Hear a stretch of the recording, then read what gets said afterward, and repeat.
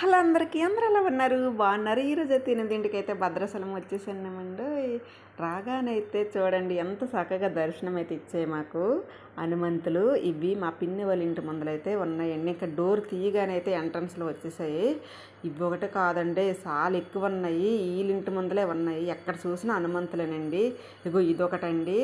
ఆ పెహరీ దగ్గర అయితే ఒకటి ఉంది. ఎక్కడ చూసి మా మాన అయితే ముందే చెప్పాడు, అక్క నువ్వు వీటితో ఎంత జాగ్రత్తగా ఉంటే అంత మంచిది, ఏం తేడా వచ్చిన ఒకటి కాదు రెండు కాదు మొత్తం వచ్చి సీరేస్తే తర్వాత నీ ఇష్టం అని చెప్పాడు.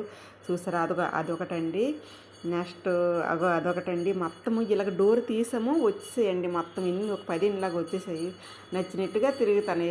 కానీ ఇంట్లో ఉన్నా సరే పట్టుకెళ్ళిపోతాయి. ఇటు సైడ్లో అయితే ఎవ్వరూ డోర్లు తీయరండి. అందరూ వీటిలో భయం పడి అయితే డోర్లు వేసుకుంటారు. నేను మట్టుగా అయితే తీసాను. ఇలా తీయగానే వచ్చేసాయి. ఒకటి కాదు రెండు కాదు 4, 5 వచ్చేసేయండి.